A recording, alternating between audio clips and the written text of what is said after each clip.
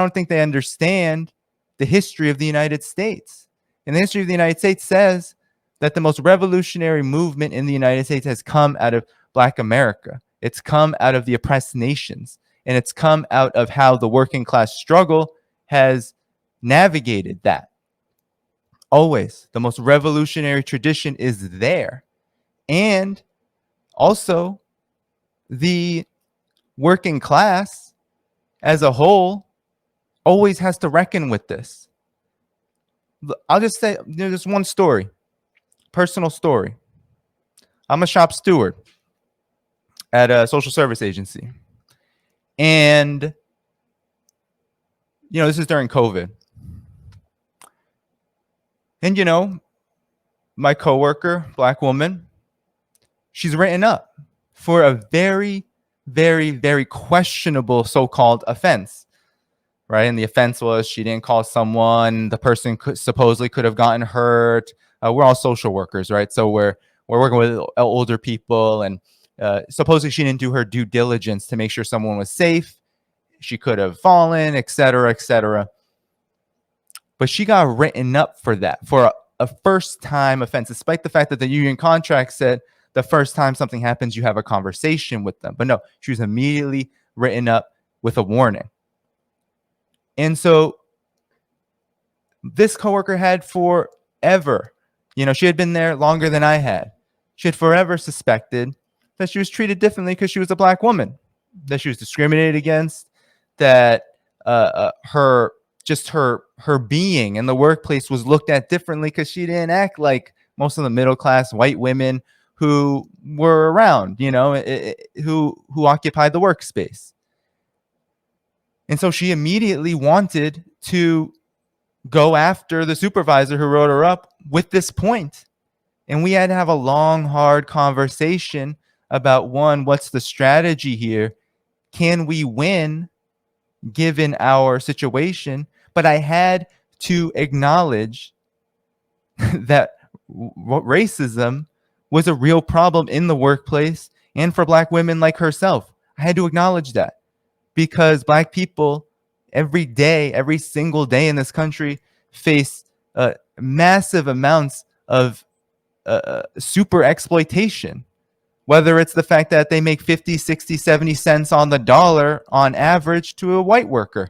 That's just the reality. Whether it's that'll take 220 plus years for Black families to get up to the median wealth of white families, right? Whether it's the fact that more than 40% of the mass incarceration regime, 2 million people, are Black people. And that Black people are twice as likely to be killed by police. Their life expectancy declines far faster, right? 2020 alone, I think it was 4 years. These are working class issues. This is the national question. We have to be attentive to that. Who are we recruiting? If your idea is to go to working class whites, I have no problem with that. No problem with that. But if your overall message for all communists is MAGA, I don't want to hear that. That's not sound strategy. Because look at what has happened. Nothing positive has. Tell me what positive has come from MAGA. MAGA is an outgrowth of societal capitalist collapse. That can be seen as a positive, but MAGA itself, to me, is not necessarily a positive. It's something we have to navigate. We do have to approach. I'm not saying, cancel everyone who's a Trump supporter, any of that. No, I've never done that, never said that. I don't believe that. This is not about individual political persuasions. I believe, yes, if people are willing to listen, if we have common ground on certain issues, let's do it. Let's talk. Real socialist and communist movements are divided, right, into various areas of struggle. You have the mass struggle, right, hopefully conducted by mass organizations, trying to build together a mass movement around concrete issues and needs in areas of this struggle so that people are in motion, right? And then you have the Communist Party, or the party organ that is supposed to be the vanguard. It's supposed to be guiding that struggle. It's supposed to be out in front. It's supposed to be explaining to the masses when they are disappointed, when they are repressed, when they win, why they won, why they've been repressed, why they've been disappointed, right? That is the role and function of communists who are interested in building parties, structures, organizations. And I don't see MAGA communism doing that. Maybe in time. Look, I'm not unreasonable. Maybe in time. But I do think there will be a reckoning eventually. There has to be. Because anything that comes out of the excrements of the two-party duopoly will have contradictions so acute that they will not stand in the same way forever. They just won't. It's just not going to work out the way you think it's going to work out, maybe in your head. So,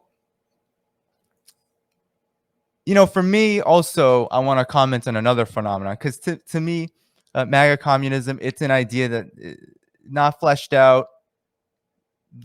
Of course, there are problems with it, bourgeois parties, lack of attention to the national question, to racism, to all sorts of key class struggle issues, not identity politics, not the woke agenda, but the way people are living in the United States at this moment, and the need for a real multinational working class movement.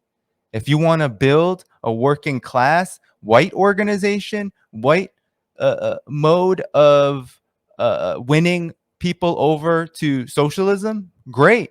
But you're going to also have to be in solidarity with those forces who are trying to build the overall socialist and communist movement. You can't just say that no one who agrees with you is if you're a communist, you don't agree with this, that means you're a liberal or some nonsense like that. Absolutely nonsense. I mean, to me, it's amateurish. It's immature. That's not how socialism, how communism develops. We got to come with stronger stuff. All right. You got to build some skin, some thicker skin. So, but there's another phenomenon here, and that is social conservatism. I hear this all the time online, right? Generally from the same forces, but a lot of different people. And a lot of it is a reaction to, again, liberals, the Democratic Party, how they have exploited identity politics, how they have co-opted a lot of issues, whether it's environmentalism, gender and sexuality and issues there, race, et cetera, et cetera. We can go all along the line. In my book, again, on American exceptionalism in 2019, and in dozens and dozens of articles, I have written about the dangerous trend. I've been writing about this since, I think, before a lot of these forces, hit puberty, right? I've been writing about this. And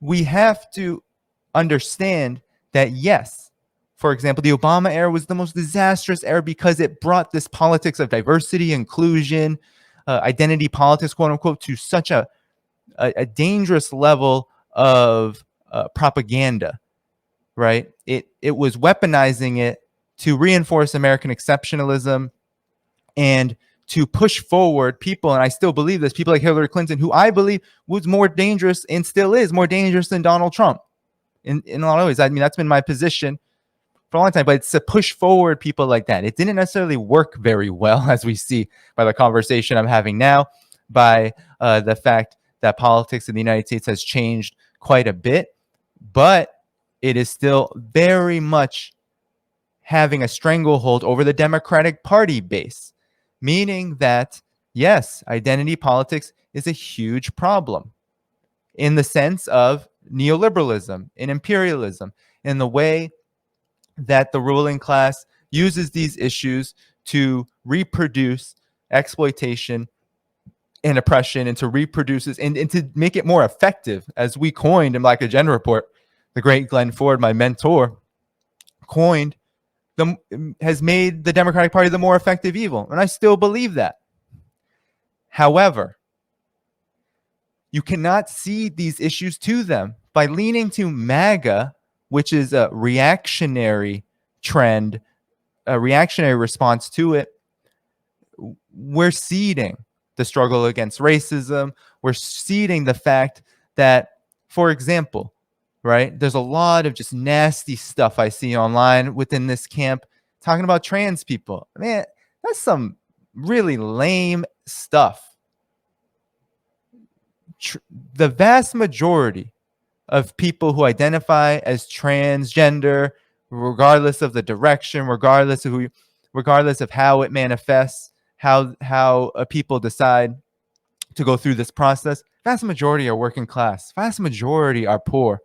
I think it's something like 1 in 5 transgender identified adults will experience homelessness, right? Nearly all of them experience job discrimination, wage differentials, right? Wage inequality. These are class struggle issues. These are things that we have to confront because the ruling class is the one that is responding, that is exploiting people on this basis, right? And this is what capitalism does. This is what American capitalism has always done. It uses anything, any reason it can to increase the rate of exploitation. So we can't cede that to billionaires, NGOs, foundations. We can't cede that struggle to them. We have to be in solidarity with working class trans people. We have to be in solidarity with poor trans people, many of them trans people of color. Many of them in prisons face the most heinous, I've written about this, the most heinous forms of discrimination and violence from the state. So we have to be in solidarity with all people who are being exploited by this system, both as workers and for whatever other reason that the ruling class has decided to use as a reason to increase the rate of exploitation and repression and to divide us all. So communists pay attention to the particular and the specific. And the general, I should say. The particular and the general. So in general, we should be developing a broad-based working class movement based on unity, on what we can fight together on right now. And to me, there's a lot of things that we could do that are very concrete. Healthcare, Medicare for all. Millions of young people right now are saying they're anti-capitalist and are leaning towards socialism. And on all these issues, Medicare for all, student debt cancellation, police brutality, they're on board right now. Why no attention to them? Are they just co-opted by the neoliberal establishment? Are they just dupes? Just because the duopoly has a stranglehold on politics, you're going to cede them to the Democrats?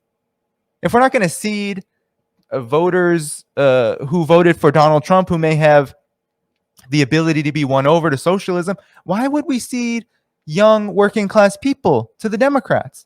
Why would we cede black workers to the Democrats? Why would we cede union members to the Democrats? To me, that sounds strange. Why is this partisan?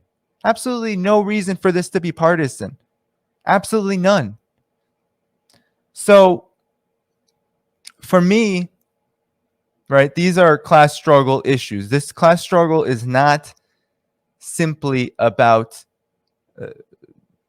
playing with words, right? It's not about figuring out the coolest ways to mix MAGA, maybe a popular online phenomenon, and communism becoming more of a popular phenomenon online and offline, which is a positive. So it's not simply about that. It's about understanding the material reality, confronting the working class, confronting oppressed people,